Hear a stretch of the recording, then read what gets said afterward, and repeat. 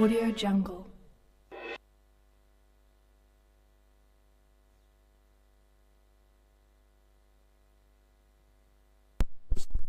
Here in Sampa Valley, Accra, Ghana.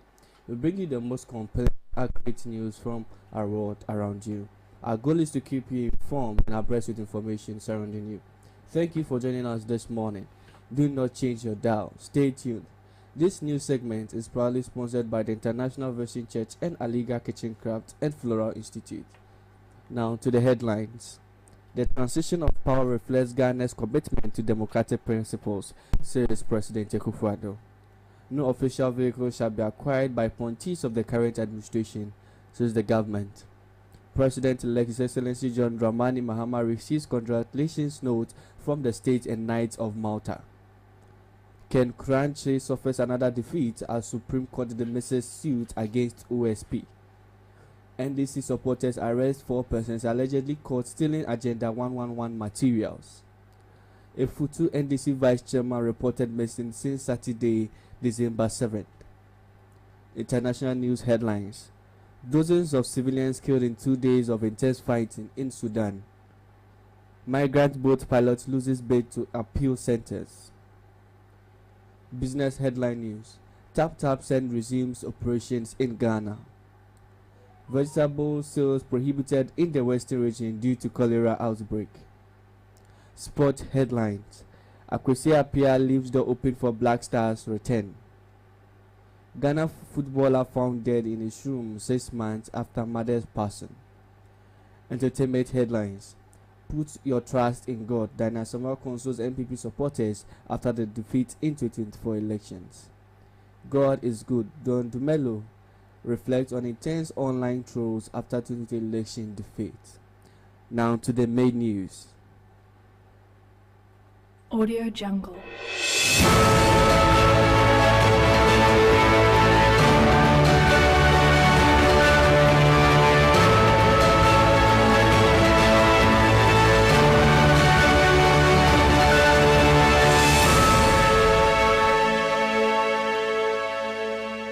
Now to the main news.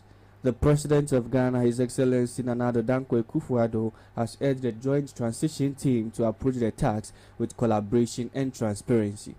Speaking at the inauguration of the Joint Transition Team on December 12, 2024, he stated that the peaceful transition of power is a hallmark of mature democracies. Fortunately for us in Ghana, the foresight of the 5th Parliament of the 4th Republic has, with the adoption of the Presidential Transition Act 2012 Act 845, established for us to robust framework for managing transitions, safeguarding the gains of our democratic journey. Today, we reaffirm our collective resolve to adhere to the letter and the spirit of this act and ensure that this transition proceeds seamlessly, transparently, and with dignity.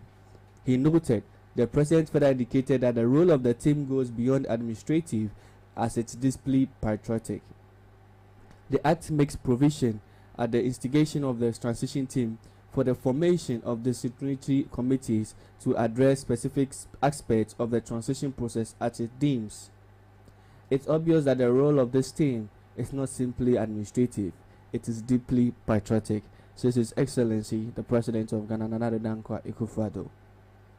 In other news, the Office of the President has reiterated its directive prohibiting political appointees from acquiring official government vehicles as the current administration comes to an end. According to a statement issued on Tuesday, December 11, 2024, by the Director of Communications at the Presidency, Eugene Ahen, the directive aims to uphold the principles of accountability and responsible resource management. At the conclusion of President Nana Addo Dankwa Akufo-Addo's first term in 2020, a directive was issued prohibiting ministers, deputy ministers, regional ministers, special assistants, special aides to the president and vice president, and all other political appointees under Presidential Office Act 1993, Act 465, from acquiring government vehicles. It added, while past administrations allowed appointees to acquire one official saloon vehicle through valuation by the State Transport Company Limited, President Akufo-Addo has reiterated that this practice will no longer apply under his administration. No official vehicle shall be acquired by any appointee of the current administration as the term concludes. It emphasized. It further directed all government appointees to return all vehicles in their possession by January 3, 2025. All government vehicles in the possession of these appointees must be returned to the Chief Director of the relevant ministries no later than Friday, January 3, 2025, it added. In other news, President-elect John Dramani Mahama has received a warm congratulations from the head of state of the Knights of Malta, His Excellency Prince George Cosmeli, following his decisive victory in Ghana's presidential elections. In an official letter dated November 10th, the head of state extended the heartfelt congratulations to John Dramani Mahama on his overwhelming victory in the 30th of Ghana's 16 regions, securing a lead in approximately 1.6 million votes. The letter expressed confidence in Mahama's leadership, emphasizing his potential to usher in a new era of prosperity, stability, and peace for Ghana. It also highlighted the order's plans to deepen bilateral ties with Ghana through a permanent diplomatic mission in Accra. This initiative aims to foster collaboration in areas such as medicine, education, culture, and humanitarian efforts. The head of state conveyed his personal wishes for Mahama's success, good health, and extended season's greetings on behalf of the Knights and the Dames of the Knights of Malta. Mahama's victory marks his return to the presidency after a tightly contested election, positioning him to shape the future of Ghana's democracy and development. As international congratulations continue to pour in, the message from Malta underscores the global interest in Ghana's stability and progress under Mahama's incoming administration. In other news, the Supreme Court has anonymously dismissed the review application filed by Kenneth Kwabena, editor-in-chief of the Daily Searchlight newspaper, challenging the constitutionality of the Office of the Special Prosecutor (OSP). This update was shared on the X, formerly Twitter page of the OSP on December 11, 2024. The Supreme Court has reaffirmed the independence of the Office of the Special Prosecutor and dismissed attempts to undermine its constitutional mandate, the OSP noted in the update. The application sought to declare the law establishing the OSP unconstitutional and to place the Anti-Corruption Agency under the control of the Attorney General. Ken Kranchi initially filed a suit in September 2023, arguing that the Special Prosecutor Act 2017, Act 959, violated provisions of the 1992 Constitution. However, he discounted that the case in June 2024, only to refile a fresh suit for the following month. The Supreme Court struck out the second suit in April 2024 due to his failure to submit a statement of case within the required time frame. In dismissing the suit, the court emphasized the operations of OSP must not be encumbered by unwanted litigations. Its independence is critical to combating corruption in Ghana. Following this, Ken Kranchi filed a review application seeking to overturn the Supreme Court's earlier decision. After hearing arguments from all parties, the court unanimously dismissed the application, reinforcing its stance that OSP's mandate must remain unencumbered. The Office of the Special Prosecutor, established in 2018 under Act 959, is an independent anti-corruption agency with police powers and prosecution authority. Its mandate includes investigating and prosecuting cases of grand corruption involving public officers, politically exposed persons, and private individuals, as well as recovering the proceeds of corruption and implementing measures to prevent such offences. The decision underscores the importance of the OSP in Ghana's anti-corruption framework. It is a victory for justice and accountability, the OSP further stated in its X update. In other business news, some supporters of the National Democratic Congress Party have apprehended 4 individuals allegedly involved in looting Agenda 11 construction materials during a citizen's arrest in Awutu Senior West constituency. According to a video cited by Ghana Web, the 4 suspects were reportedly caught loading the construction materials into a truck parked near the construction site. Their actions caught the attention of residents, who then carried out the arrest. Speaking to the media, one of the NDC supporters who facilitated the arrest explained that the detained individuals remained silent when questioned about who had given them the authority to take the materials. He denied widespread claims that the supporters of the party have been looting items and vandalizing properties following the elections, stating that certain unscrupulous individuals are attempting to tarnish the party's reputation by falsely associating themselves with criminal activities. Yesterday, we were having a meeting with the police commander when I got a call from someone informing me of two cars parked close to where the Agenda 11 project is being built. He said some individuals were packing the iron rods from the site, and I immediately informed the commander about the incident. He told me to get them arrested, which baffled me because he's a police commander. Just this evening, I got another call telling me of another truck parked at the site looting the construction materials. We arrested them and brought them to the police station. We are trying to question them as to who sent them, but they are not telling us, he said. He added, we are waiting for the contractor to arrive, so we asked him if he sent them. When people saw the stealing, they immediately branded them as NDC boys. We are wild on the ground and monitoring everywhere in government property. I urge every Ghanaian to do the same. In other news, the National Democratic Congress NDC Futu Senior Constituency Vice Chairman Abraham Otuhado has been reported missing. His whereabouts have remained unknown since Saturday, December 7, 2024, despite several efforts to locate him. Reports indicate that the politician, along with other party officials, was monitoring the general elections within the Winneba Township when they were accosted and physically attacked by some unidentified hoodlums. The vice chairman, who sustained injuries, was rushed to the hospital for medical care. The other victims, who suffered machete wounds, were treated and discharged.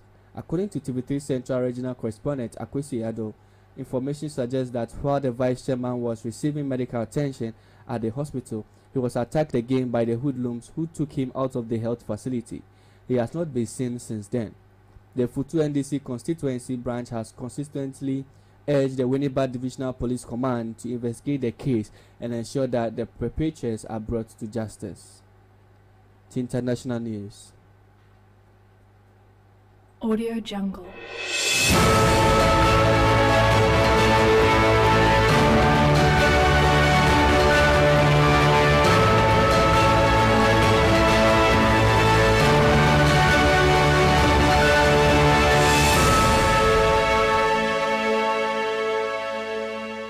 Audio Jungle.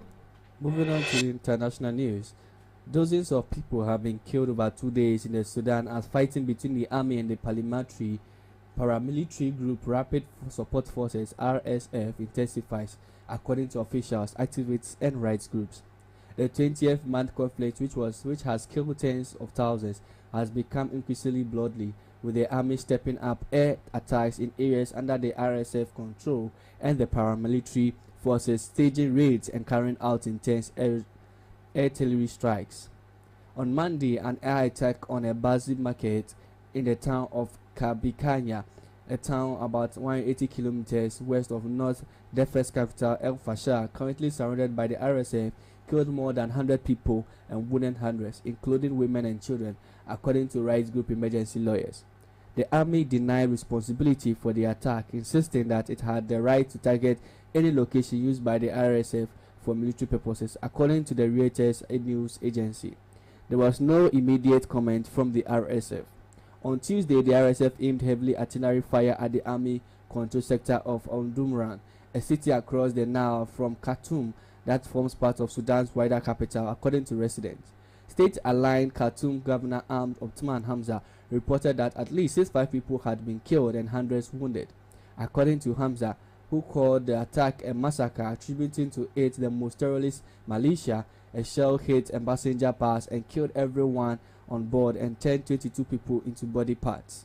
A medical source in Omdurman AI Now Hospital, one of the last facilities receiving treatment in the area, told the AFP news agency that the hospital received 15 of those killed in the attack on the bus, with other 7 dying later in the hospital. The hospital had also received 45 injured from different areas of Omdurman, the source added, requesting the anonymity for fear of reprisals. On Tuesday, the RSF scheduled famine-stricken Zamzam displaced camp in North Darfur, killing 5 people.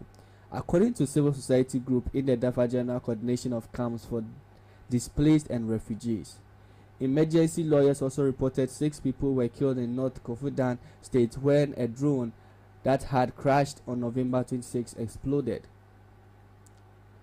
Another international news. An asylum seeker who piloted a boat in the English Channel where 4 passengers drowned has lost his bid to challenge his convictions and sentence.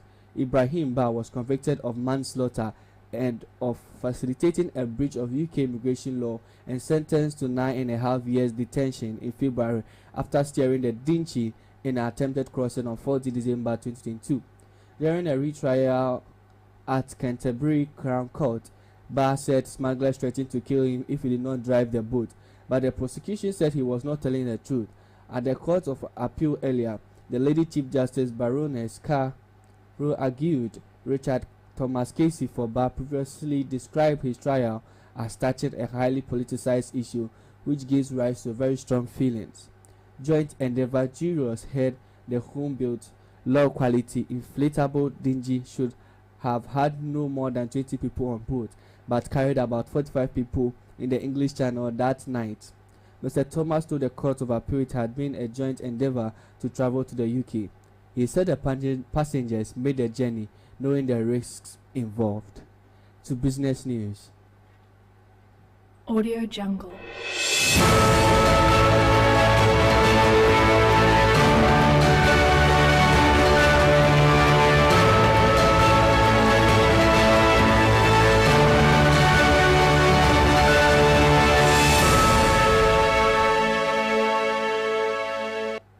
Now to business news. TapTapSend, a leading global money transfer company, has announced the resumption of its operations in Ghana effectively immediately. Customers in the UK, Europe, Canada, United States, and United Arab Emirates can once again send money to their loved ones in Ghana. This development follows a brief suspension resulting from a directive by the Bank of Ghana. The temporary measure, which paused TapTapSend's partnership with local banks and fintechs in Ghana for 1 month, was related to the company's newly launched wallet product. The suspension was officially lifted on December 4, 2024, ahead of the initially planned 1-month timeline. This decision allows TapTapSend to restore its trusted and convenient money transfer service that the Ghanaian diaspora has relied upon for years. We are thrilled to resume transfers to Ghana for the thousands of Ghanaians who depend on TapTapSend to support their families and stay connected. Daru Mauto Abraham, head of the TapTapSend Africa, said, "We deeply appreciate their patience and support of our customers during the suspension. Always, we remain committed to serving the Ghanaian diaspora in full compliance with all applicable regulations," he added. In other business news, following a cholera outbreak in the region, the Western Regional Coordinating Council (WRCC) has prohibited vegetable vendors from selling their products. The region has recorded 789 suspected cases and 8 fatalities. According to emerging reports, the number of daily reported cases has exceeded 60, with 95% of the infections occurring in the Sekendita Kradi metropolitan and Efia-Kwesimantem municipal areas. In a communique issued on December 10th, the WRCC warned the violators of the ban would face prosecution under the Public Health Act of 2012, Act 851. The council urged residents to strictly adhere to the directive to help curb the spread of the disease. The ban will remain in place until the public health officials confirm the safety of such practices, the communique stated. It also advised residents to properly treat vegetables purchased for domestic use before consumption. Sports news. Audio Jungle.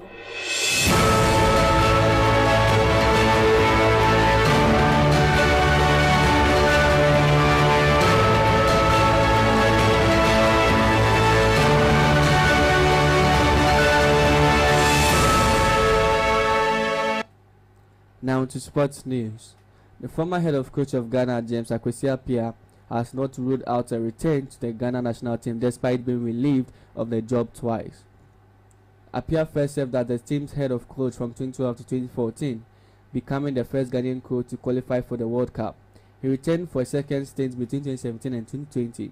Now coaching Sudan, the 64-year-old recently faced his former team Ghana in the 2025 Africa Cup of Nations qualifiers, securing a vital win and qualifying Sudan for the 2025 AFCON, with the future of Ghana's current coach Otto Addo uncertain. Some fans have called for Appiah's return. During an interview with Asempa FM, Appiah was asked if he could consider returning to Ghana coach. The current head of supporting affairs for the Asante Kotoko kept the possibility open, stating that the future is unpredictable. You have to be professional. Whether you will do it or not, you have to keep it in mind because you never know that will happen. At that moment, I have a contract with Sudan and I am working with them.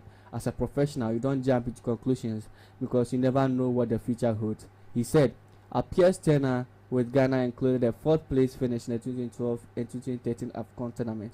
However, he also faced setbacks with a group stage exit at 2014 World Cup and a round of 16 exit at the 2019 AFCON. In other sports news, a Ghanaian footballer Emmanuel Breno has been found dead in his room at Asem Sudu in Senkende, according to KSBN TV.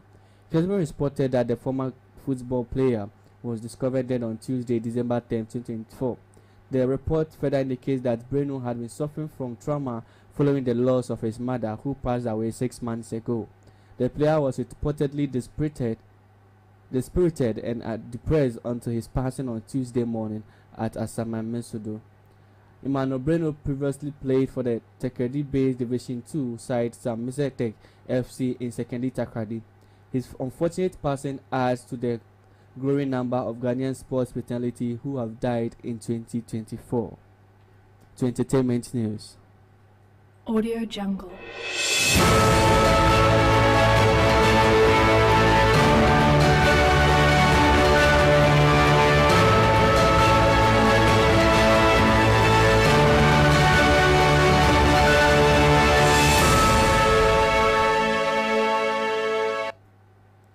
Moving on to the entertainment news, gospel musician Dana Samoa has urged Ghanaians, particularly the members of the New Patriotic Party (NPP), to place their trust in God following their party's loss in the 2024 general elections.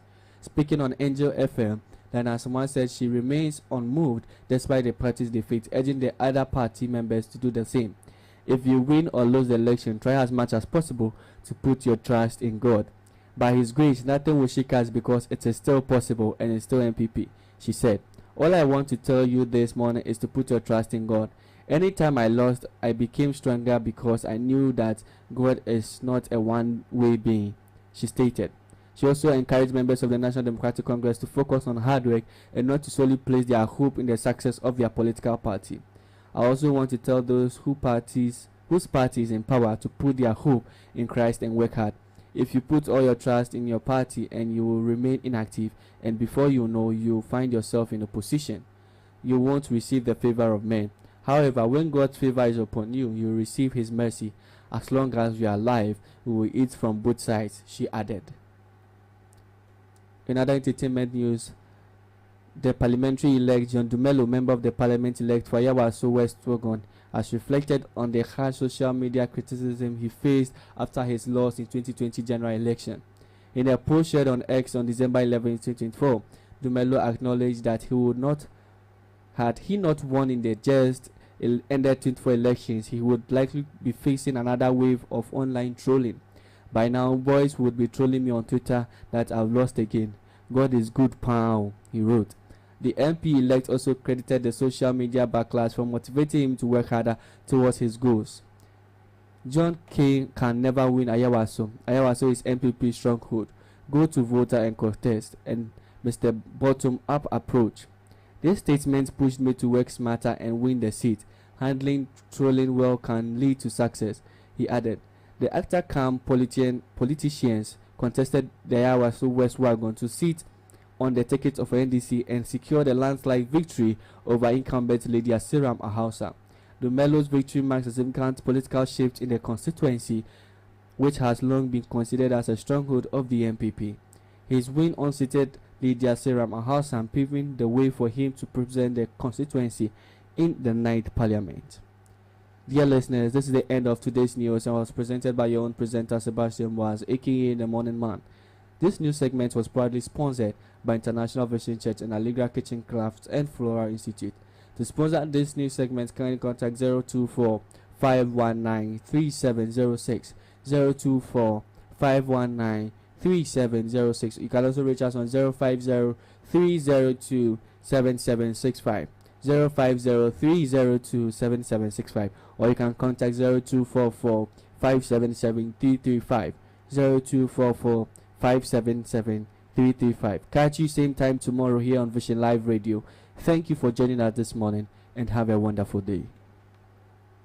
Audio Jungle.